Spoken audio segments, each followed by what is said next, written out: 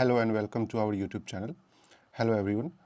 तो 72वीं बीपीएससी जो है वो आ चुकी है। इसका डेट आ चुका है जुलाई में जो है सो 72वीं बीपीएससी का डेट पड़ा है। ये डेट है 26 जुलाई का। कौन सा डेट है? 26 जुलाई का। देखिए, हम लोग अपने इस यूट्यूब चैनल पे specially BPSC focused complete Bihar, ठीक है ना, कंप्लीट बिहार पढ़ेंगे। मैं कोशिश करूँगा कि एक ही वीडियो में, ठीक है, कंप्लीट बिहार ज्योग्राफी, इस वीडियो में complete Bihar geography map based हम लोग ख़त्म कर दें, है ना। ये मेरी एक बुक आती है कॉस्मोस पब्लिकेशन से। ये कोई प्रमोशनल वीडियो नहीं है, बस ये देख लीजिए, मैं तो आपको कवर भी नहीं दिखाऊंगा। कॉस्मोस पब्लिकेशन से हमारी एक बुक आती है। मैंने इस बुक को पूरा मैप के आधार पे बिहार स्पेशल बना रखा है। उसी बुक के बेस पे, है ना, हम लोग ये पूरी की पूरी क्लासेस करेंगे। तो चलिए हम लोग शुरू करते हैं बिना किसी देरी के, बिना किसी झंझट के। ध्यान रखिएगा, 72nd बीपीएससी को टारगेट करना कोई भारी बात नहीं है। अच्छा खासा हम लोग के पास टाइम है ना। तो हम लोग कहाँ से पढ़े, क्या पढ़े, है ना, वो एक इम्पॉर्टेंट फैक्टर बन जाता है। बाकी मैं ये गारंटी लेता हूँ कि बिहार से, ठीक है ना, बिहार स्पेशल आने वाले आपके सभी क्वेश्चंस, ठीक है, सभी क्वेश्चंस मैं इसी बुक से और आपको इसी वीडियो में, इसी क्लास में, ठीक है ना, कंप्लीट करवाऊंगा।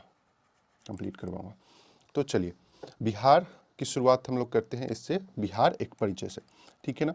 बिहार जो है, बिहार उड़ीसा से 1 अप्रैल 1936 को अलग हुआ था, ठीक है। बहुत बार आ चुका है क्वेश्चन, क्लियर है। बिहार जो है विहार शब्द से बना है, जिसका अर्थ होता है बौद्ध मठ। देखिए, 6th BC में जब बौद्धों का टाइम था, तो बौद्ध लोग जहाँ पे निवास करते थे उस स्थान को विहार कहा जाता था, है ना। विहार कर रहे हैं, ठीक है ना, अब उनका निवास स्थल होता था। और बिहार में इसकी जनसंख्या, मतलब इसकी संख्याएं जो है वो बहुत थी, ठीक है ना, विहारों की संख्याएं। इसलिए विहार का नाम उसी विहार पे बिहार पड़ा है, ठीक है। बिहार का स्थापना दिवस 22 मार्च 1912, स्थापना दिवस तो जनरली 22 मार्च है, ये 1912 को अस्तित्व में आया था, ठीक है। और झारखंड इससे कब अलग हुआ? 15 नवंबर 2000 को ये झारखंड इससे अलग हो गया, ठीक है। ये बात हम लोगों ने देख ही लिया, ठीक है। देखिए, बिहार की जो लंबाई है, ठीक है, ये है 483 किलोमीटर, और जो इसकी चौड़ाई है, ये है 345 किलोमीटर, ठीक है। बिहार के उत्तर में नेपाल है, दक्षिण में झारखंड है, पश्चिम में उत्तर प्रदेश है, और पूरब में पश्चिम बंगाल है। ईस्ट वेस्ट नॉर्थ साउथ, ठीक है। ये इसकी चौहद्दी हो गई। अभी इसका कुल क्षेत्रफल जो है 94,163 किलोमीटर स्क्वायर है, ठीक है। किलोमीटर स्क्वायर 94,163, याद रखिएगा। और इसका अक्षांश देशांत भी बहुत इंपॉर्टेंट है ना। देखिए, 27 31 15 नॉर्थ से लेके 24 20 10, ठीक है। देखिए, 27 24 कितने का अंतर है? 3 का। कितने का अंतर है? 3 का। और ये जो इसकी लंबाई है, ये कितने से शुरू होती है? 3 से, ठीक है ना, याद रहेगा। 3 का अंतर है, और 3 से इसकी लंबाई 345, ठीक है। 483 इसकी चौड़ाई है। अभी देखिए, थोड़ा थोड़ा सा रह जा रहा है, 83 से 88, 5 का अंतर है, लेकिन ये कितना है? 4 है। 3 4 5, 3 3 4 5, ये अगर आप एक समीकरण याद रखेंगे ना, तो बहुत संभावना है कि ये याद रहे। वैसे तो ये कोई भारी नहीं है। 83 से 88 तक हम लोगों को जाना है, 83 से 88 तक हम लोग को जाना है, और इसमें 24 से 27 तक जाना है, ठीक है। तो एक में 3 है, एक में 5 का अंतर है, ठीक है। ये समीकरण है याद करने के लिए, हुक है वास्तव में याद करने के लिए। आपको ऐसे ही याद हो जा रहा है तो कोई दिक्कत वाली बात नहीं है, ठीक है। इसकी लंबाई 345 हम लोगों ने देख ली, इसकी चौड़ाई देख ली, देशांतर देख लिया। 83 से 88, ये याद रखिएगा। 19 है तो 17 है, 2 कम, और ये 50 है तो 40 है, ठीक। तो ये कितना हो गया? 10 कम। अक्षांश में क्या है? 24 से 27 3 आगे है, 20 से 31 11 आगे है, और 10 से 15 5 आगे है, ठीक है। लगभग इसका आकार जो है वो आयताकार माना जाता है, ठीक है। इसका क्षेत्रफल देख लिया। भारत के क्षेत्रफल के आधार पे इसकी भारत के क्षेत्रफल का ये 2.86% ही बिहार का क्षेत्रफल है। और क्षेत्रफल की दृष्टि से ये 12वां 12th बड़ा राज्य माना जाता है, ठीक है। बिहार की राजधानी पटना है, और इसका नाम पटन देवी मंदिर, ठीक है, पटन देवी मंदिर के नाम पे पड़ा है। चलिए, ये हम लोग का हो गया एक पेज कंप्लीट, है ना। ये बहुत बेसिक इन्फॉर्मेशन थी जो हम लोग को जानना बहुत ज़रूरी था, तो वो हम लोगों ने देख लिया। अब बिहार के राजकीय चिन्ह के बारे में बहुत सारी पॉइंट्स है जो हम लोग यहाँ पे एक एक करके देखेंगे, ठीक है ना। देखिए, बिहार का राजकीय गीत, ठीक है, राजकीय गीत। आराम आराम से एक एक करके हम लोग सारे ही इंपॉर्टेंट पॉइंट्स इसमें हम लोग कवर करेंगे, ठीक है ना। राजकीय गीत है भारत के मेरे भारत के कंठा हार बिहार तुझको सत सत वंदन, बिहार का राजकीय गीत है। इसका लेखक है श्री सत्यनारायण। कौन है इसका लेखक? श्री सत्यनारायण। और इसको जो संगीत दिया है श्री हरि प्रसाद चौरसिया और शिव कुमार शर्मा, ठीक है, इसके रचयिता है। गीत को आधिकारिक तौर पे मार्च 2012 में, ठीक है, बिहार का राजकीय गीत घोषित किया गया। कब? मार्च 2012 में, ठीक है, मार्च 2012 में इसको राजकीय गीत घोषित किया गया। इसका प्रतीक चिन्ह क्या है? इसका प्रतीक चिन्ह है, ठीक है, ये देखिए, ये इसका प्रतीक चिन्ह है। दो स्वास्तिक से घिरा हुआ एक बोधि वृक्ष है। दो, यहाँ इमेज पे ध्यान दीजिए, दो स्वास्तिक से घिरा हुआ एक बोधि वृक्ष है और प्रार्थना की माला दर्शाई गई है। ये माला, ये जो माला है, इस प्रार्थना की माला है, ठीक है। पेड़ का आकार एक ईंट पर है जिसपे उर्दू पे विहार उत्कीर्ण है, ठीक है। पेड़ का आकार जो है एक ईंट के आधार पे है जिसपे उर्दू में विहार लिखा गया। पता नहीं उर्दू में क्यों लिखा है, मैथिली में लिख लेता। दूसरी राजकीय भाषा भी बिहार की उर्दू ही है। खैर, बायस्ड होने वाली कोई बात नहीं है, लेकिन खैर अब तो जो है सो है, क्या ही कर सकते हैं, ठीक है। बिहार का राजकीय चिन्ह, ठीक है, बोधि वृक्ष है। इसको ब्रिटिश कानून के दौरान 1930 से 1935 के मध्य कभी अपनाया गया। एग्जैक्ट टाइम इसका पता नहीं, वैसे ये क्वेश्चन भी नहीं। राजकीय पशु, ठीक है, बैल है और वैज्ञानिक नाम इसका बोस टॉरस है। क्या है? बोस टॉरस। राजकीय वृक्ष पीपल है, ठीक है, और इसका वैज्ञानिक नाम है फाइकस रिलीजियोसी, ठीक है। वैज्ञानिक पक्षी, राजकीय पक्षी गौरैया है और इसका वैज्ञानिक नाम है पाशर, ठीक है। बोस टॉरस, फाइकस रिलीजियासो और पारस डोमेस्टिकस, ठीक है, ये हो गया। इसके बाद है राजकीय जलीय जीव, राजकीय जलीय जीव, ठीक है। गंगा डॉल्फिन है और इसका वैज्ञानिक नाम है प्लेटिनिस्टा गैंगेटिका, प्लेटिनिस्टा गैंगेटिका। इसको 2009 में भारत का जलीय जीव भी घोषित किया गया था। किसको? डॉल्फिन को, मतलब गैंगेस्टिक डॉल्फिन को, ठीक है। राजकीय पुष्प गेंदा है, ठीक, और इसका वैज्ञानिक नाम है टेगटेस, टेगटेस, ठीक है। और राजकीय मछली मांगुर मानी जाती है और इसका वैज्ञानिक नाम है क्लेरियस गैपिनस, क्लेरियस गैपिनस, ठीक है। ये कुछ पॉइंट थे जो हम लोगों ने देख लिए। ये सब एकदम बेसिक इन्फॉर्मेशन है जो हम लोग को करना ही करना है। हम लोग इसको बिना किए आगे नहीं बढ़ सकते हैं, है ना। अब बिहार के प्रमंडल के बारे में देख लेते हैं, ठीक है। ये बहुत इंपॉर्टेंट है जानकारी, इसकी जानकारी बहुत इंपॉर्टेंट है। देखिए, यहाँ पे प्रमंडल परिचय लिखा है, लेकिन इसमें बहुत सारी बेसिक इन्फॉर्मेशन, जैसे बिहार में कुल जिले कितने हैं? 38। कुल प्रमंडल कितने हैं? 9। कुल अनुमंडल कितने हैं? 101। टोटल गांव कितने हैं?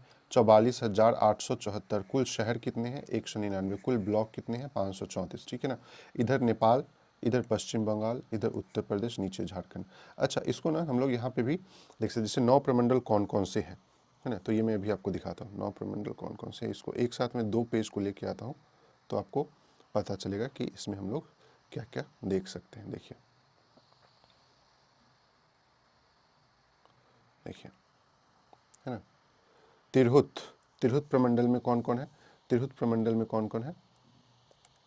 तिरहुत प्रमंडल, पश्चिमी चंपारण, पूर्वी चंपारण, शिवहर, सीतामढ़ी, मुजफ्फरपुर एवं वैशाली, 6 जिले हैं, ठीक है। पश्चिमी चंपारण से नीचे वैशाली तक कौन कौन है? सारे। पश्चिमी चंपारण, पूर्वी चंपारण, शिवहर, सीतामढ़ी, मुजफ्फरपुर, वैशाली। देखिए, पश्चिमी चंपारण, पूर्वी चंपारण, शिवहर, सीतामढ़ी, मुजफ्फरपुर, वैशाली, 1 2 3 4 5 6, ठीक है। ये तीनों आ गए तिरहुत, ये 6 हो तिरहुत में। किस में आ गए? तिरहुत में, ठीक है। इसके बाद सारण, इसके बाद है सारण। सारण में सारण, सिवान, गोपालगंज, ठीक इसके नीचे मिलेगा सारण। सारण, सिवान और गोपालगंज, ये तीनों किस में आ गए? सारण में, ठीक है, सारण। इसके बाद है दरभंगा। दरभंगा, मधुबनी, दरभंगा एवं समस्तीपुर, मधुबनी, दरभंगा एवं समस्तीपुर। देखिए, एकदम एक सीरीज से है, ठीक है। दरभंगा, कितना? 3 हो गया, तिरहुत, सारण और दरभंगा, ठीक है। इसके बाद आता है कोशी। कोशी में कौन है? सुपौल, मधेपुरा एवं सहरसा। कोशी में कौन है? सुपौल, मधेपुरा एवं सहरसा। सुपौल, मधेपुरा, सहरसा, कोशी, कोशी, ठीक है। इसके बाद हम लोग का पूर्णिया, किशनगंज, अररिया, पूर्णिया, कटिहार। किशनगंज, अररिया, पूर्णिया, कटिहार। देखिए किशनगंज, अररिया, पूर्णिया, कटिहार, ठीक है, ये आ गए पूर्णिया में। किस में आ गए? पूर्णिया में, ठीक। 1 2 3 4 5 हो गया, 4 और बच रहे हैं। सबसे छोटा कौन सा है? सबसे छोटा है भागलपुर, मुंगेर। भागलपुर में आएगा ना, भागलपुर, मुंगेर, भागलपुर एवं बांका। भागलपुर एवं बांका सबसे छोटा है, भागलपुर एवं बांका। मुंगेर के साथ नहीं, ये बांका के साथ है, ठीक है। ये हो गया भागलपुर, ठीक। इसके बाद है मुंगेर। मुंगेर कौन कौन से? खगड़िया, बेगूसराय, मुंगेर, लखीसराय, शेखपुरा एवं जमुई। 6। खगड़िया, बेगूसराय, मुंगेर, लखीसराय। देखिए खगड़िया, बेगूसराय, मुंगेर, लखीसराय, शेखपुरा, जमुई, जमुई, जमुई, शेखपुरा। ये पूरा, ये वाला जो सेक्शन है ये आ जाएगा हम लोग का मुंगेर। फिर है मगध और पटना, ये हो गया मुंगेर, ठीक है। इसके बाद है मगध और पटना, अरवल, जहानाबाद, औरंगाबाद, गया, नवादा। अरवल, जहानाबाद, नवादा, गया, औरंगाबाद। ये हो गया अपना मगध। इसके बाद है पटना, बचा हुआ सारा पटना। पटना में आ जाएगा नालंदा, भोजपुर, बक्सर, कैमूर, रोहतास। ये सारा हो जाएगा पटना, ठीक है। तो ये हम लोग का प्रमंडल है। अच्छा, पंचायती जिले के बारे में पूछा जाता है, पुलिस जिले के बारे में पूछा जाता है। बिहार में टोटल कितने पुलिस जिले हैं? तो 44। 44 में से 4 जो हैं वो रेलवे के हैं और 40 जो है वो सिविल के हैं, ठीक है, सिविल के, ठीक। यहाँ तक कंप्लीट हो गया, ये सेक्शन भी देख लीजिए। कुछ महत्वपूर्ण पॉइंट है, जैसे कि एक देख लीजिए, बिहार का ना एक पूर्ण स्थल, ठीक है, पूर्ण स्थल आबाद राज्य है, यद्यपि कोलकाता बंदरगाह के माध्यम से समुद्र तक राज्य की पहुंच है। देखिए इसमें जो मेजर इंपॉर्टेंट फैक्टर्स है ना, जैसे सबसे नया जिला बिहार का कौन सा है? अरवल है, जो 2001 में जहानाबाद से कट के बना है, ठीक है, जो 2001 में जहानाबाद से कट के बना है। झारखंड बनने से पहले, ठीक है, बिहार में 13 प्रमंडल थे। कितने? 13 प्रमंडल थे। झारखंड बनने से पूर्व बिहार में टोटल 55 जिले थे। झारखंड बिहार से 15 नवंबर 2000 को अलग हुआ। इस नए राज्य में 18 जिले और 45.85% भूभाग सम्मिलित किया गया, ठीक है। बिहार, उत्तरी बिहार में कुल 5 प्रमंडल है और दक्षिणी बिहार में कुछ 4 प्रमंडल है। बिहार, वर्तमान में बिहार में 9 प्रमंडल, 101 अनुमंडल, 38 जिले। ये तो हम लोगों ने देख लिया। पश्चिमी चंपारण की सीमा उत्तर प्रदेश एवं नेपाल दोनों से संलग्न है। और गंगा, ये तो हम लोग आगे एक सेक्शन में देखेंगे। गंगा के मैदानी भाग की ढाल 6 सेंटीमीटर, ये इंपॉर्टेंट है। गंगा के मैदानी भाग की ढाल 6 सेंटीमीटर, ठीक है ना, पर किलोमीटर है, ठीक है। बिहार पहली खुली सेंट्रल जेल बक्सर, बिहार की पहली खुली सेंट्रल जेल, ठीक है ना, खुली जेल सेंट्रल बक्सर जेल है, ठीक है, ओपन जेल। अच्छा, बिहार की राजकीय राज्य व्यवस्था, ठीक है, बिहार की राज्य व्यवस्था। अच्छा, इस चैप्टर में ना, इस पेज में कुछ हम लोग अपडेट करेंगे पहले, फिर इसको मैं टेलीग्राम पे डालूंगा अपने, और उसके बाद हम लोग इसको लेके आएंगे प्रिंट भेजने से पहले, ठीक है, क्योंकि इसमें बहुत सारी चीज़ें जो है वो हम लोगों को बदलनी पड़ेंगी, ठीक है। जैसे कि वर्तमान के न्यायाधीश कौन है वर्तमान में, इसमें यही सारी चीज़ें, जैसे ये बुक अपडेट होगी, अभी अपडेट हो रही है जिसका कंटेंट, तो जैसे ये हम लोग को बदलना पड़ेगा, ये हम लोग को बदलना पड़ेगा, बहुत सारी चीज़ें हैं ऐसी जो हम लोग को बदलनी पड़ेंगी, ठीक है। विधानसभा चुनाव हुआ उसके बाद की चीज़ें इसमें लिखनी पड़ेंगी। अच्छा, बिहार का भौगोलिक परिचय, ठीक है ना। देखिए नेपाल से संलग्न 7 जिले हैं, कौन कौन से? पश्चिमी चंपारण, पूर्वी चंपारण, सीतामढ़ी, शिवहर नहीं है, ठीक है ना, सीतामढ़ी, मधुबनी, सुपौल, अररिया और किशनगंज, ये 7 नेपाल से हैं, ठीक है। और सबसे उत्तरी और सबसे बड़ा जिला पश्चिमी चंपारण है, वेस्ट चंपारण, ठीक है, वेस्ट चंपारण। और सबसे पूर्वी जिला, ठीक है, और सर्वाधिक वर्षे वाली जिला किशनगंज है। कौन है? किशनगंज है, ठीक है। यहाँ तक बात क्लियर है आप लोगों को? क्लियर। उत्तर प्रदेश से संलग्न 8 जिले, कौन कौन से हैं?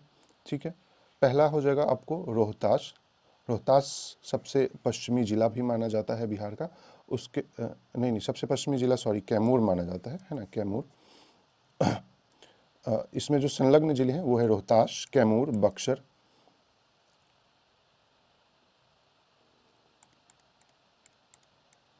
एक भोजपुर, फिर सारण, सिवान, गोपालगंज और पश्चिमी चंपारण।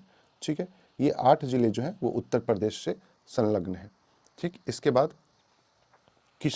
बाद बंगाल से, पश्चिम बंगाल से संलग्न जो जिले हैं वो है किशनगंज, पूर्णिया, कटिहार।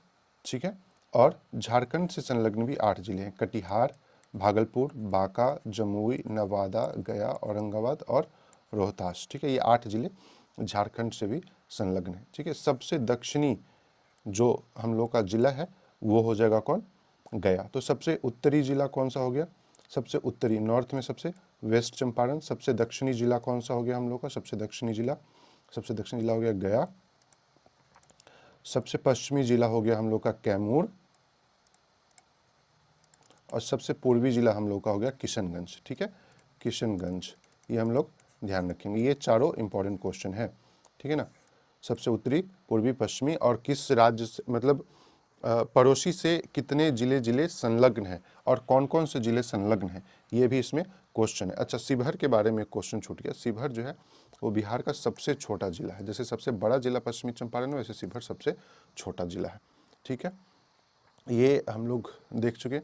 यही सारी चीज़ें हम लोग यहाँ पे भी मेंशन कर दिया हुआ है। ठीक है ना, झारखंड से क्या है, बिहार की राजधानी पटना से लगे हुए 9 जिले कौन कौन से हैं, है ना, अरवल, जहानाबाद, नालंदा, लखीसराय, बेगूसराय, समस्तीपुर, वैशाली, सारण एवं भोजपुर।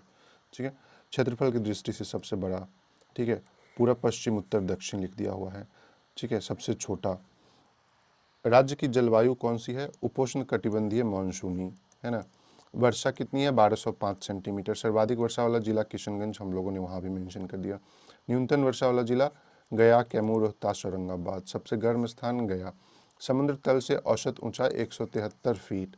ठीक है, कुल जनसंख्या की दृष्टि से देश में स्थान तीसरा। ठीक है ना, बिहार का क्षेत्रफल 94,163। भारत मानक समय से आगे है। पटना का स्थानीय मानक समय भारत के मानक समय से आगे है ना। बिहार में दून घाटी उत्तर पश्चिम में स्थित है। देखिए, उत्तर पश्चिम, अभी देखिए मैप पे एक बारी देख लीजिए, यहाँ पे वेस्ट चंपारण में ये उत्तर पश्चिम है बिहार का, यहाँ पे, ठीक है, यहाँ पे दून घाटी स्थित है। ठीक है, वेस्ट चंपारण से संलग्न। ठीक, पटना बिहार का एकमात्र महानगर है। पटना बिहार का एकमात्र महानगर है। ठीक है, रामनगर दून, ये भी वेस्ट चंपारण से संबंधित है। 32 किलोमीटर लंबी और इसकी चौड़ाई 6 से 8 किलोमीटर है ना। सुमेश्वर श्रेणी का शीर्ष भाग बिहार और नेपाल के मध्य स्थित है। ठीक है, बिहार राज्य की सीमा भारत के 3 राज्य, ठीक है, झारखंड, यूपी और पश्चिम बंगाल एवं एक देश नेपाल से संलग्न है। हम लोगों ने देख ही लिया, ये भी हम लोगों ने देख ही लिया। ठीक है, जनसंख्या की दृष्टि से बिहार तीसरे स्थान पे है। जनसंख्या की दृष्टि से बिहार तीसरे स्थान पे है। ठीक है ना, तो हम लोगों ने 7 पेज अपने कवर कर लिए हैं। ठीक है, अब बिहार की अब प्राकृतिक संरचना देखिए। प्राकृतिक संरचना जो है बिहार की, ठीक है, पूरा पेज देख लीजिए एक बारी, है ना। इसमें हम लोगों के पास कुछ कुछ बेसिक इन्फॉर्मेशन, जैसे सोमेश्वर कहाँ है, यहाँ देख लीजिए। सोमेश्वर के नीचे दून घाटी है और दून घाटी के नीचे रामनगर दून है। ये क्रोनोलॉजी ऑर्डर आप अगर याद नहीं रखेंगे तो एक इम्पॉर्टेंट क्वेश्चन छोड़ देंगे, है ना। बिहार को बीच से 2 भागों में बांटा गया पहले। ठीक है, जहाँ से गंगा प्रवेश करती है, इसके प्रवेश करने के ऊपर वाले हिस्से को उत्तरी बिहारी मैदान का भाग और नीचे वाले को दक्षिणी बिहारी का मैदान, दक्षिणी बिहार का मैदान कहा जाता है। ठीक है, एक गंडक नदी है बिहार की, गंडक, और एक घाघरा नदी है, जो दोनों आके गंगा में प्रवेश करते हैं। इन दोनों के बीच के क्षेत्र को, ठीक है, इन दोनों के बीच के क्षेत्र को घाघरा गंडक दोआब कहते हैं। गंडक और कोसी के बीच को गंडक कोसी दोआब और कोसी महानंदा के बीच को कोसी महानंदा दोआब कहते हैं। ऐसे ही नीचे गंगा सोन दोआब, मगध का मैदान, ठीक है, अंग का मैदान। और बिहार में जो दक्षिणतम क्षेत्र है इसको दक्षिण पठारी भाग कहा जाता है। क्यों क्यों क्योंकि नीचे का क्षेत्र झारखंड है ना, नीचे का क्षेत्र झारखंड है। झारखंड में छोटा नागपुर सब यहीं पे संलग्न है। ठीक है ना, तो वहाँ पे पठारी क्षेत्र, इसलिए बिहार के इस क्षेत्र को दक्षिणी पठारी भाग के रूप में बांटा गया है। देखिए, दून घाटी जो है, यहाँ देखिएगा ऊपर, दून घाटी जो है हरहा नदी घाटी के नाम से जानी जाती है। यह सोमेश्वर तथा रामनगर दून के मध्य स्थित है। ठीक है, दून घाटी सोमेश्वर और रामनगर दून के मध्य स्थित है। ये हरहा नदी के दक्षिण में स्थित है। हरहा नदी के दक्षिण में स्थित है। अधिकतम ऊंचाई इसकी 240 मीटर है। ये सारे कुछ क्वेश्चन थे महत्वपूर्ण, जो एग्जाम के दृष्टिकोण से बड़ा इंपॉर्टेंट माना जाता है। ठीक है, वही सारे पॉइंट्स को यहाँ पे एक्सप्लेन कर दिया गया। घाघरा गंडक दोआब, गंडक कोशी दोआब, कोशी महानंदा दोआब, है ना, ये वही सारे पॉइंट्स हैं। ठीक है, अभी देखिए बिहार की नदियाँ, यहाँ से बहुत सारे क्वेश्चंस हैं जो आपको बहुत इंपॉर्टेंट रहेंगे और बहुत सारे क्वेश्चन से। देखिए ये हम लोग का PDF है जिसको हम लोगों ने एकदम ब्रीफ में, ठीक है, आप लोग के लिए बनाया है। चलिए अभी हम लोग पहले अपना आगे का टास्क पूरा कर लेते हैं।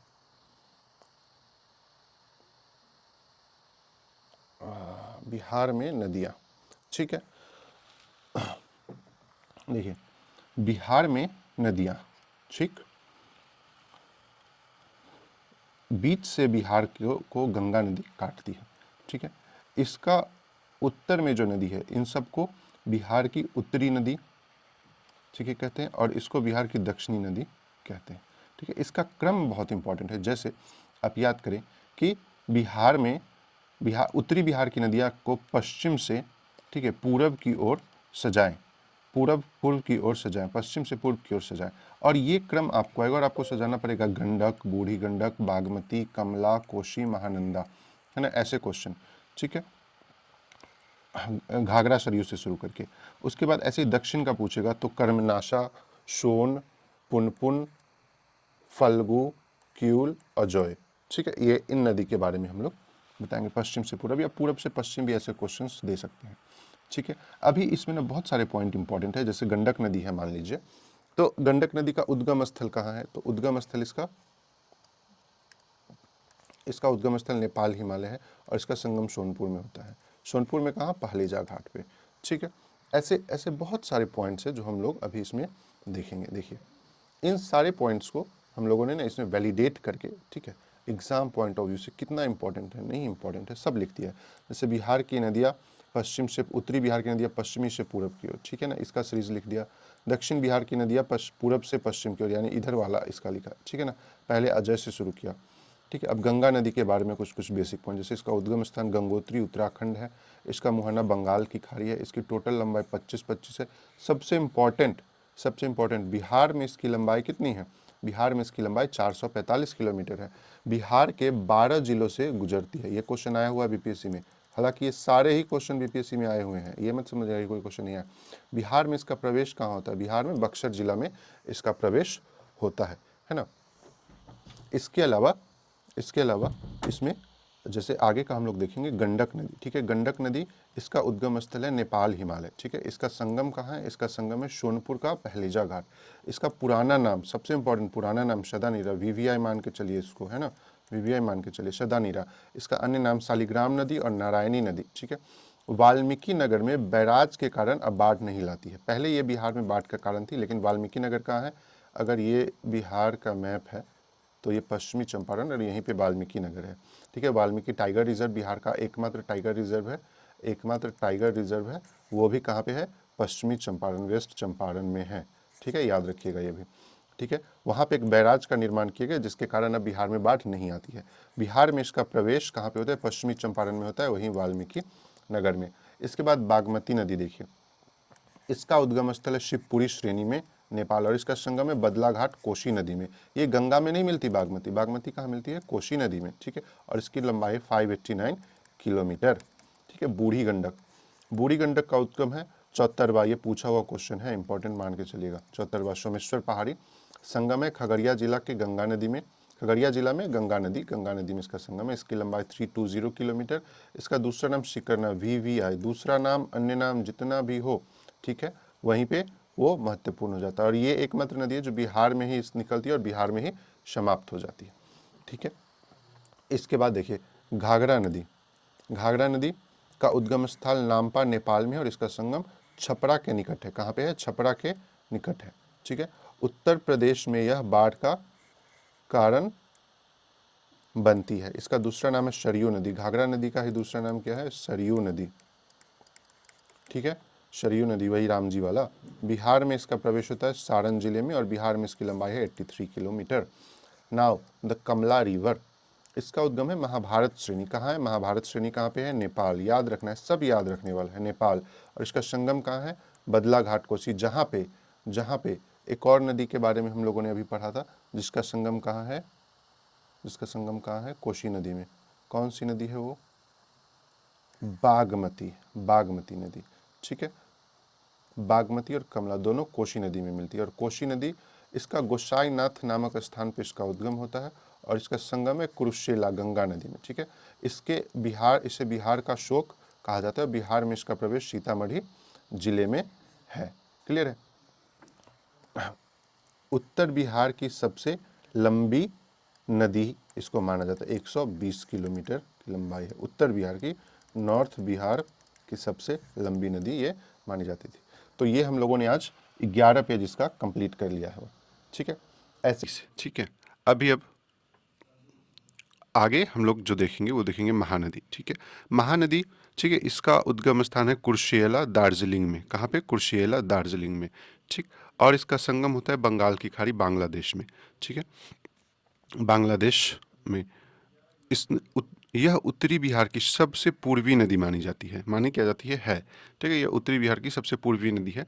यह गंगा के बाएं तरफ से मिलने वाली भी अंतिम नदी है। जैसे मान लीजिए गंगा यहाँ उत्तराखंड से आई और यहाँ बंगाल की खाड़ी में मिली, तो इस डायरेक्शन में चल रही है, तो गंगा का जो लेफ्ट होगा वो ये होगा, लेफ्ट होगा वो ये होगा, ठीक है। और गंगा के बाएं साइड की सबसे पूर्वी नदी, सबसे ईस्टर्न नदी यही है। कौन सी? महानदी, ठीक है। क्लियर है पॉइंट, ठीक। अब देखिए, इसके बाद बिहार में इसका प्रवेश जो है कहाँ होता है? किशनगंज जिले में होता है। ये अभी क्वेश्चंस, ऐसे बहुत सारे क्वेश्चंस पूछे गए हैं कि कौन सी नदी का बिहार में कहाँ पे प्रवेश है ना। तो ये पॉइंट हम लोग इसको देखेंगे। इसके बाद है फल्गु नदी, ठीक है। फल्गु नदी का उद्गम स्थान है छोटा नागपुर का पठार, और छोटा नागपुर का पठार पलामू जिला, और इसका संगम जो है वो है पुनपुन नदी। इसकी मुख्य धारा को निरंजना कहते हैं। क्या कहते हैं? निरंजना कहलाती है इसकी मुख्य धारा, जो बोध गया के पास मोहना नदी में मिलती है। कहाँ? मोहना नदी, याद रखिएगा। मोहना नदी से संबंधित कुछ भी आए तो आप फल्गु नदी में उसको टिक लगाएंगे, ठीक है, कि निरंजना किसकी धारा है? जो मोहना नदी में मिलती है, तो फल्गु नदी की। ऐसे ही क्यूल, क्यूल का है, इसका उद्गम स्थान है गिरिडीह। कहाँ है? गिरिडीह। इसकी गिरिडीह की तीसरी पहाड़ी, ठीक है। और इसका संगम स्थान कहाँ है? सूरजगढ़ी, सूरजगढ़ी लखीसराय, ठीक है।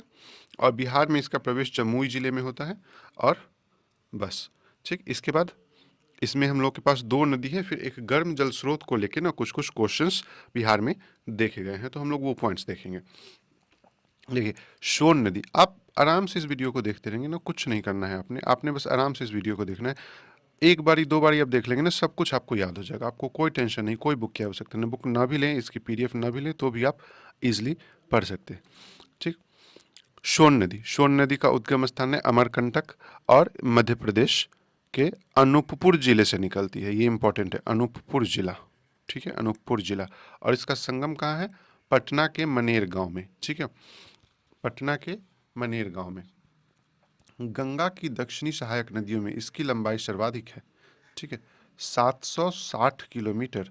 760 किलोमीटर, ये हम लोगों ने देखा ना, ये बाईं ओर से, ये दाहिनी ओर से, ठीक है।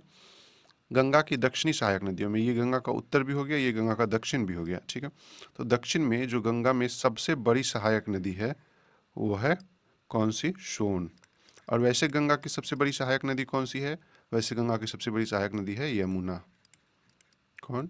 यमुना, ठीक है। ओके, बिहार में इसका प्रवेश होता है रोहतास जिले में, ठीक है। इसके बाद एक पुनपुन नदी है, छोटा नागपुर के पठार में निकलती है, और पटना के फतुहा में गंगा नदी में मिल जाती है, ठीक। अब देखिए, अब गर्म जल स्रोत के बारे में, ठीक। राजगीर और मुंगेर में, ठीक है ना, मुख्यतः गर्म जल स्रोत पाए जाते हैं। तो नाम से आपको याद रखना पड़ेगा। देखिए, रामायण के जितने भी कैरेक्टर हैं उनसे संबंधित अगर कोई भी नाम आपको पूछा जाता है, ठीक है, गर्म जल स्रोत को, तो हम लोग मुंगेर लगाएंगे। जैसे सीता कुंड, रामेश्वर कुंड, लक्ष्मण कुंड, है ना, ऋषि कुंड, ये सब कहाँ पे है? मुंगेर में। और देवताओं के आधारित, ठीक है, भगवान नहीं, देवताओं के, जैसे ब्रह्म कुंड, सूर्य कुंड, गोमुख कुंड, मुकदुम कुंड, ठीक है, नानक, बाकी इसके इतर कुछ भी आ रहा है ना, तो आप उसको राजगीर लगाइएगा, आपका क्वेश्चन सही हो जाएगा। बाकी इसको याद करके जाइए। अगर क्वेश्चन आता है तो ये 4 4 8 1 9, इस 9 के अलावा गर्म जल स्रोत के क्वेश्चन बनते नहीं हैं। मतलब अगर डेटा से क्वेश्चन आता है तो। एक दो और पॉइंट है इसमें कि इसके प्रमुख स्थलों में राजगीर, मुंगेर है। और देखिए, कुंड का ताप वर्ष भर, ठीक है, राजगीर में कुंड का ताप वर्ष भर 70 डिग्री से अधिक रहता है, और मुंगेर में 58 डिग्री के आसपास रहता है, ठीक है। क्लियर है यहाँ तक पॉइंट? चलिए अब बिहार में बाढ़ को लेके कुछ कुछ क्वेश्चन है। ये वाला जो क्षेत्र है, जो ये आप हाईलाइटेड वाला क्षेत्र देख रहे हैं, ठीक है, ये वाला जो आप क्षेत्र देख रहे हैं, ये वाला क्षेत्र बिहार में बाढ़ से अधिक प्रभावित है। ठीक है, बिहार के बाढ़ का, ठीक, बाढ़ का 2/3 भाग, ठीक है, बिहार के कुल क्षेत्रफल का 2/3 भाग, कितना, 2/3 भाग लगभग बाढ़ से प्रभावित रहता है। बिहार के उत्तरी भाग में हिमालय, यहाँ पे आपको पता ही है ये पूरा हिमालय का क्षेत्र है। वैसे तो इधर नेपाल सटा हुआ है तो आपको पता ही है नेपाल हिमालय का क्षेत्र है। ठीक है, बिहार के उत्तरी भाग में हिमालय से निकलने वाली नदियाँ बाढ़ के मुख्य कारण है। वहीं दक्षिण भाग में वर्षा होने के कारण नदियों में बाढ़ का कारण बनती है। तो जो उत्तर बिहार में जो बाढ़ आती है वो ज़्यादातर तो कोसी से ही बाढ़ आती है, ये बात आप जानते ही हैं। ठीक है, और भी नदियों में जो बाढ़ आती है सब क्या हिमालयी नदियाँ है, हिमालयी नदियाँ हैं, तो उसी कारण से बाढ़ आती है, वही बात मेंशन है। कोसी नदी को बिहार का शोक कहा जाता है, जानते ही हैं, हजारों बार पूछा गया क्वेश्चन है। एक इंपॉर्टेंट क्वेश्चन है, एक दो बार ही पूछा गया है लेकिन कभी भी पूछा जा सकता है। वर्ष 1975 में पटना में बाढ़ के बाद गंगा तटबंध का, ठीक है, गंगा तटबंध का निर्माण किया गया था। किसका? गंगा तटबंध का। ठीक, गंगा तटबंध का निर्माण किया गया था। अभी देखिए यहाँ तक पॉइंट क्लियर हो गया आप लोगों का? ठीक, इसके बाद बिहार में नदी परियोजना। बिहार में नदी परियोजना से संबंधित भी बहुत सारे क्वेश्चंस विगत वर्षों में, विगत एग्जामों में देखा गया है। जैसे देखिए, आप लोगों को दिख रहा है ना अच्छे से, क्लियर? ठीक, देखिए, गंडक नदी पे गंडक परियोजना 1959 में बनाई गई थी। ठीक है, इसमें से दो और जो नहरें हैं, ठीक है, वो बड़ा इंपॉर्टेंट है। त्रिवेणी नहर, त्रिवेणी नहर की दो शाखाएं हैं, पूर्वी त्रिवेणी और पश्चिमी त्रिवेणी। ठीक है, पश्चिमी त्रिवेणी। ठीक है, ये बड़ा इंपॉर्टेंट है कि त्रिवेणी नहर कौन सी नदी पे स्थित है। ठीक है, त्रिवेणी नहर कौन सी नदी पे स्थित है। इसके बाद कोशी, ठीक है, कोशी परियोजना कोशी नदी पे है और ये कब बनी थी? 1954 में। कब बनी थी? 1954 में। और ये कब बनी थी? 1959 में। ठीक है, ये तो मतलब ये बाद में बनी है। कितने साल का अंतर है दोनों के बीच में? 4 साल का अंतर है। ठीक बा, ठीक बा। कमला नहर, कमल नहर, ठीक है, ये कहाँ पे है? दरभंगा जिले में स्थित है। ठीक है, कमला नहर वैसे तो होना चाहिए। ओके, इसके बाद सोन नदी परियोजना।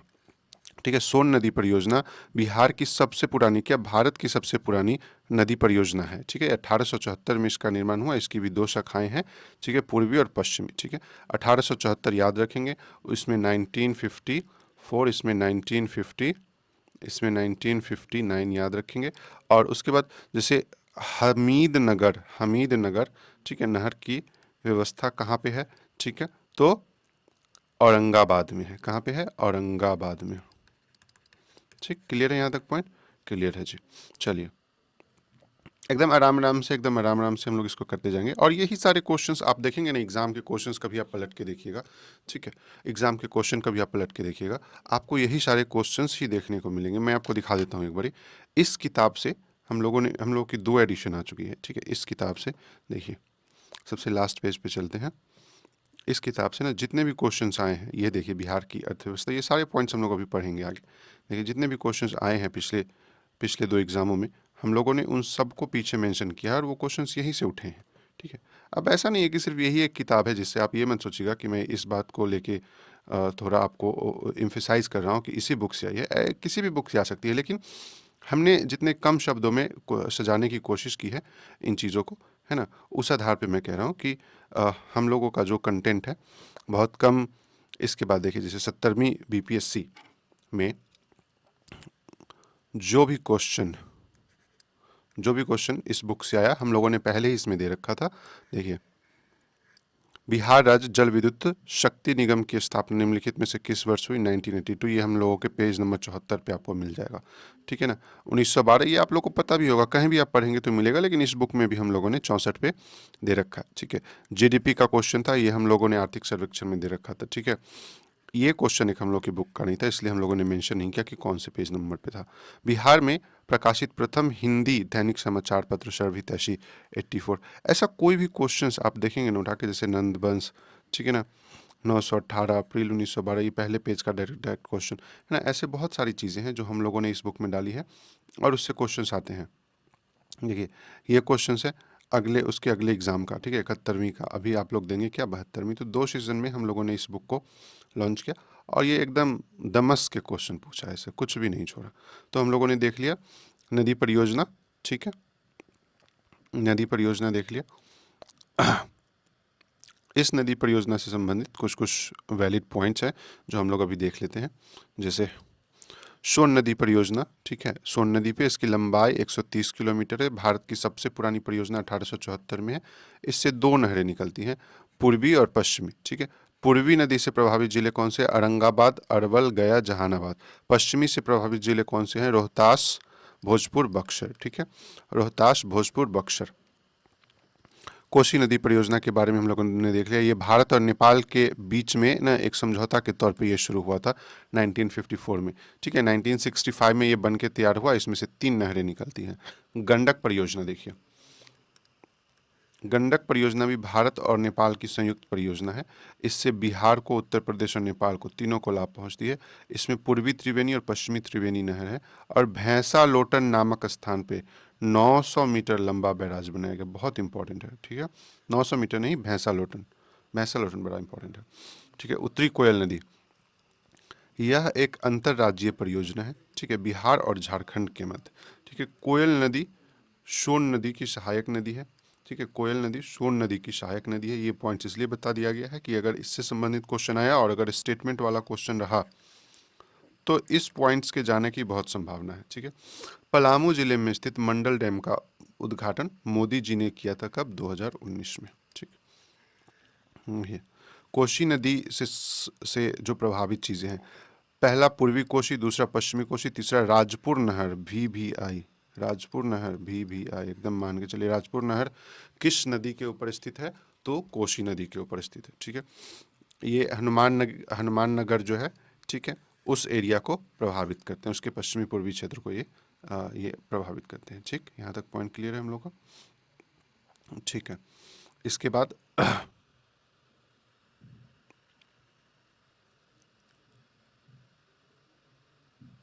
बिहार में मिट्टी, ठीक है, बिहार में मिट्टी।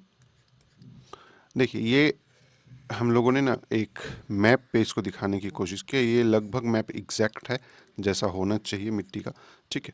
मिट्टी के बारे में भी हम लोग जानेंगे कि कैसे मिट्टी है, लेकिन पहले हम लोग देख लेते हैं कौन सी मिट्टी कहाँ है।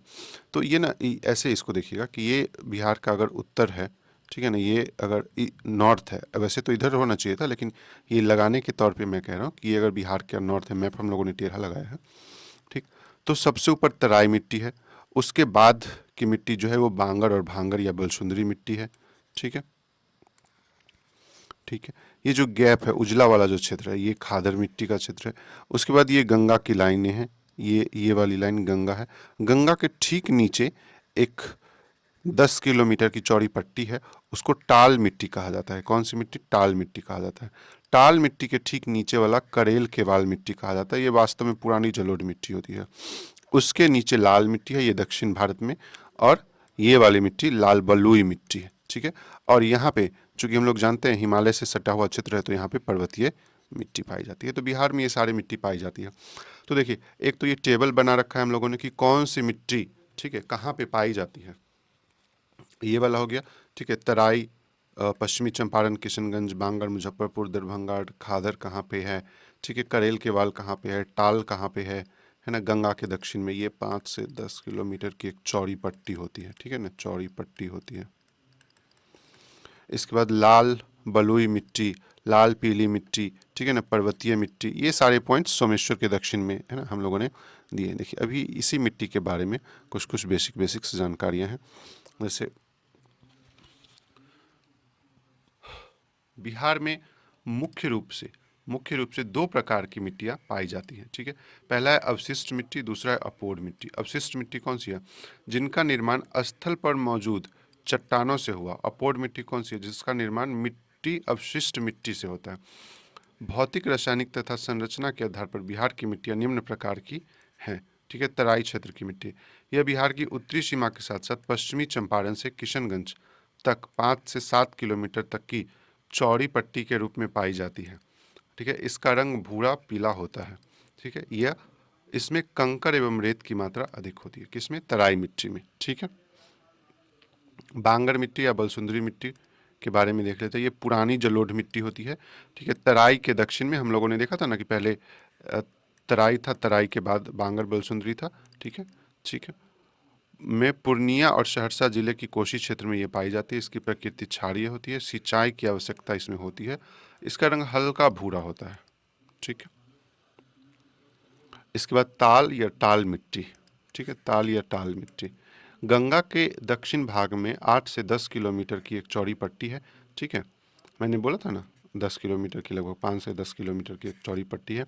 ठीक है, यह मोटे कण वाली मिट्टी होती है। यहाँ वर्षा जल के भरे होने के कारण खरीफ फसल हेतु उपयुक्त नहीं है। ठीक, ये क्वेश्चन है, इंपॉर्टेंट मान के चलिएगा एकदम, कि कौन से फसल के लिए टाल मिट्टी इंपॉर्टेंट नहीं है। ठीक है, तो खरीफ फसल के लिए टाल मिट्टी इंपॉर्टेंट नहीं है। यह अधिक उर्वरक मिट्टियों में से है, लेकिन खरीफ फसल के लिए नहीं।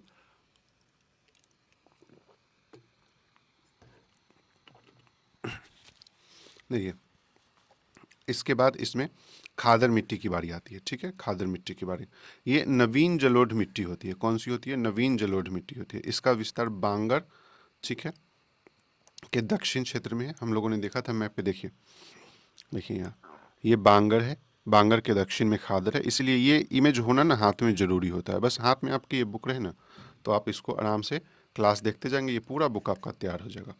इसकी प्रकृति गैर क्षारीय है। ठीक है, तथा अधिक उपजाऊ है। इसका रंग गाढ़ा भूरा है। केराल केवाल पुरानी जलोढ़, इसका विस्तार गंगा के दक्षिणी मैदानी भाग रोहतास से भागलपुर तक है। ठीक है, केराल मिट्टी में क्षारीय गुण है, केवाल मिट्टी में अम्लीय गुण है। ठीक है, केराल मिट्टी में क्षारीय गुण है, केवाल मिट्टी में अम्लीय गुण है। ठीक है, इसके बाद है बलथर मिट्टी।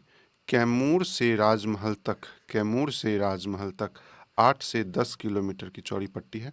ठीक है, ये भी, और इसकी उर्वरता काफ़ी कम है। क्यों कम है? पानी की कमी है, सीधा सीधा। और इसकी प्रकृति कैसी? अम्लीय है। जो मिट्टी, देखिए एक और बात मैं बता दूं, जो अम्लीय मिट्टी होती है ना, अम्लीय मिट्टी जो होती है, ठीक है, वो क्षारीय मिट्टी के तुलना में, क्षारीय मिट्टी के तुलना में ये वाली कम उर्वरक होती है, ये अधिक उर्वरक होती है। ठीक है, ये बात हमेशा ध्यान रखिएगा। तो आ जाए प्रकृति से क्वेश्चन, मिट्टी की प्रकृति से क्वेश्चन, तो अगर कोई मिट्टी अम्लीय है तो वो कम जो है सो उपजाऊ होगी क्षारीय की तुलना में। ठीक, यहाँ तक बात। ये बड़ा इम्पोर्टेंट सेक्शन है बिहार में जनजाति को लेके। ठीक है, इसमें तो हम लोगों का ये दो ही पेज का है, लेकिन इसमें आपको याद रखना पड़ेगा, ठीक है, कि कौन सी जनजाति की क्या विशेषताएं हैं, कहाँ पाई जाती हैं, इसमें सब कुछ इंपॉर्टेंट है। एक तो मैंने मैप पे आपको दे रखा है, जैसे यहाँ देखिए पूर्णिया, सहरसा, भागलपुर, इस सब में ना संथाल जनजाति पाई जाती है। ठीक है, वैसे उसका मैंने एक टेबल भी बना दिया, तो ये आप लोग को ना इससे याद करना पड़ेगा। मैं, आप लोग कहेंगे अगर मुझको, तो मैं इसका इस पेज का जो है ना सो एक पीडीएफ अपने टेलीग्राम चैनल में, हम लोग का जो टेलीग्राम चैनल है वो आप ज्वाइन कर सकते हैं। यूट्यूब पे हम लोगों ने लिंक दे रखा है। वैसे जो हम लोग का टेलीग्राम चैनल है वो है @ऑफिसर्स गेटवे, ऑफिसर्स गेटवे। ठीक है, @ऑफिसर्स गेटवे। ठीक, इसको आप लोग ज्वाइन करेंगे और इसका मैं, इस पेज का मैं पीडीएफ आप लोग को दे दूंगा। सारे बुक का तो पीडीएफ नहीं दे सकता, फिर आपको ये याद करना पड़ेगा सीधा सीधा डेटा, तो ये आसान हो जाएगा, है ना। वहीं इसके बारे में कुछ और थोड़ी बहुत डिटेल्स जो हैं, जैसे कि उराव जनजाति। ठीक है, अब इसमें से बहुत सारे क्वेश्चंस आए हुए हैं बहुत बारी। ठीक है, देखिए मैं आपको बताता हूँ वो क्वेश्चंस क्या क्या हैं। ठीक, तो वो क्वेश्चंस आप जब देखेंगे तो उसमें आ जाएगा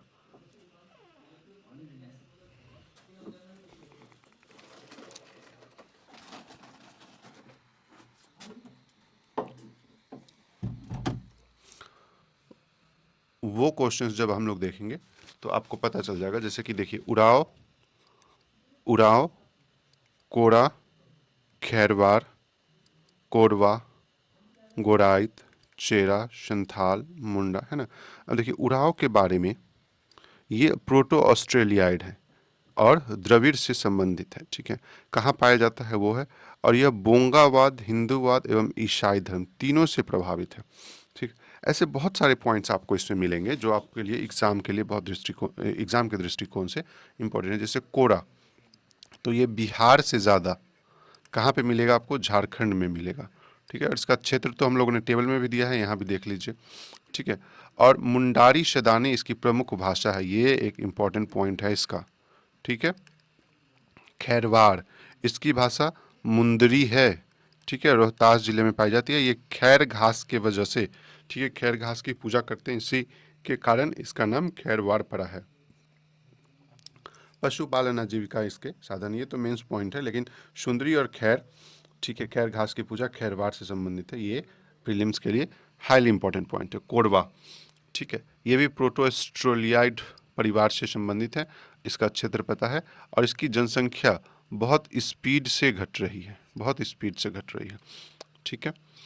गोरायत, ठीक है, ये भी प्रोटो ऑस्ट्रेलियाइड की है, और इसका जो क्षेत्र है, ठीक है, इसका जो क्षेत्र है वो है भोजपुर और झारखंड, ठीक है। चेरा, रोहतास, भोजपुर, मुंगेर, ठीक है, ये स्वयं को क्षत्रिय एवं चौहान वंश से संबंधित मानते हैं और अपने नाम के आगे चंद्रवंशी लगाते हैं, VVI, ठीक है। बहुत इंपॉर्टेंट है, बहुत इंपॉर्टेंट मान के चलो, ठीक।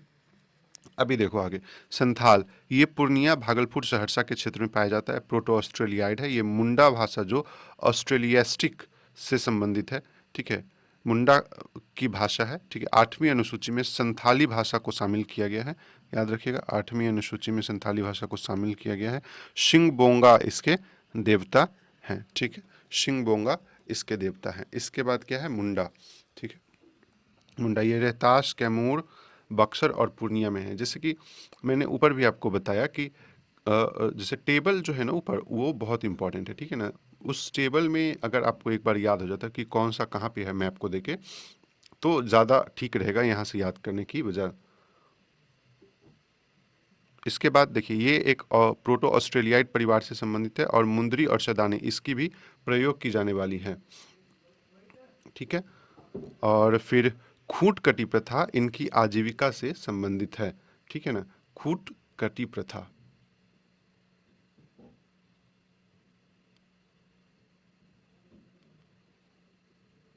ठीक है, इसके बाद है कि खूंट कटी स्थानांतरण कृषि से संबंधित है, और सिंह बोंगा इनके सर्वोच्च देवता हैं, ठीक है ना, सिंह बोंगा इनके सर्वोच्च देवता हैं, ठीक। तो ये पॉइंट क्लियर हो गया हम लोगों का।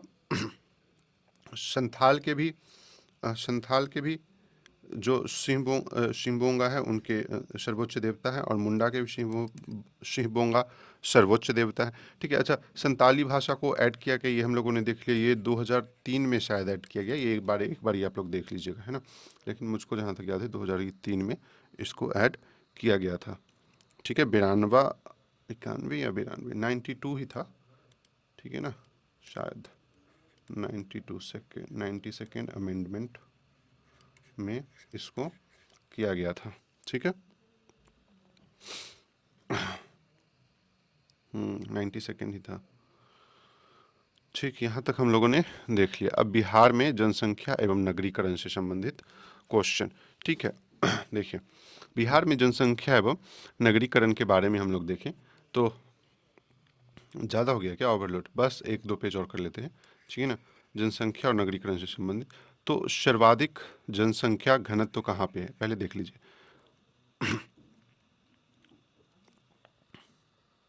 ये एक टेबल है, ठीक है, 2 पेज का, और ये एक मैप है। इतने में ही बिहार की जनसंख्या और भारत की जनसंख्या की तुलनात्मक दृष्टिकोण से हम लोगों ने सब कुछ दे दिया है। जैसे देखिए, बिहार की कुल जनसंख्या कितनी है, ठीक है, ये रहा 10,40,99,452 भारत की, तो ये, ठीक है। पुरुष की जनसंख्या इसमें 52.14 और इसमें 51.54। तो ये वाला जो टेबल है ना, पूरा का पूरा रट्टाफिकेशन है, ठीक है, रट्टाफिकेशन है। ये 2 टेबल आप इस मैप पे उंगली रखिए और अपना याद कर लीजिए पकड़ के, ठीक है। मैं ये पेज भी टेलीग्राम पे डाल दूंगा, ठीक है, टेलीग्राम पे डाल दूंगा, आपको याद करना इससे आसान हो जाएगा। सर्वाधिक घनत्व जैसे देख लीजिए कितना है, सर्वाधिक घनत्व 1880 किसका है? शिवहर का। सर्वाधिक अनुसूचित जनजाति का है? चंपारण। तो जब आप आंख बंद करेंगे ना और इसको सजाएंगे, ठीक है, मैप पे पढ़ने के बाद, तो आपको याद करने में बहुत सहूलियत होगी, इसलिए मैंने इसको पूरे मैप के ऊपर सजा के डाल दिया है, ठीक है। तो देखिए, ये हो गया ये वाला। अब रह गया बिहार में खनिज। ठीक है, तो आज हम लोग यहीं जनसंख्या तक रहने देते हैं। ठीक है, जनसंख्या आपको पूरा बैठ के याद करना पड़ेगा। एक बारी जब आपको जनसंख्या पूरा याद हो जाएगा तो फिर आप समझिए कि आप टेंशन मुक्त हो चुके हैं। ठीक है, चलिए, तो ये था आज हम लोग का एक सेशन। ठीक है, जिससे हम लोगों ने बिहार का आज का अपना टॉपिक कंप्लीट किया है। ये पूरी की पूरी क्लासेस हम लोग मैप बेस्ड कर रहे हैं, इसमें कुछ भी लेना देना नहीं है। ठीक है, एकदम आराम आराम से हम लोग कर रहे हैं। 10-11 स्लाइड्स, 11 पेजेस के आसपास डेली। 8 से 9 दिन में हम लोग इसको कंप्लीट कर लेंगे, है ना। मैक्सिमम टू मैक्सिमम 10 दिन में बिहार आपका कंप्लीट हो जाएगा। हाँ, बस ये मैं कहूँगा कि अगर ये बुक आप लोग के हाथ में रहा ना, ठीक है, ठीक है, 100 रुपये के आसपास, 90-100 रुपये के आसपास इसका दाम है मात्र। ठीक है, ये बुक लीजिए, बैठिए और इसको पढ़िए और ये क्लासेस देख लीजिए। आपके बिहार के सारे क्वेश्चन आपकी उंगली में होंगे। ठीक है, 25 क्वेश्चन के आसपास बिहार का क्वेश्चन रहता है। 20-22 क्वेश्चन आपको डायरेक्ट इसी बुक से आ जाने हैं। ठीक है, बहुत कंसाइज वे में जो भी मैं आपको पढ़ा रहा हूँ वो सब कुछ मैंने इसमें डाल रखा है। तो ये एक कंप्लीट सेशन था, दूसरा वीडियो था आज का हम लोग का। अगर आप लोग को ये वीडियो अच्छा लगा होगा तो प्लीज़ शेयर करिएगा ज़रूर से ज़रूर। कोई भी बीपीएससी की तैयारी कर रहा हो, टीचर की तैयारी कर रहा हो, है ना, इसको प्लीज़ से प्लीज़ शेयर करिएगा हमारे सेशन को, और हमारे चैनल को लाइक सब्सक्राइब करिएगा। Thank you so much.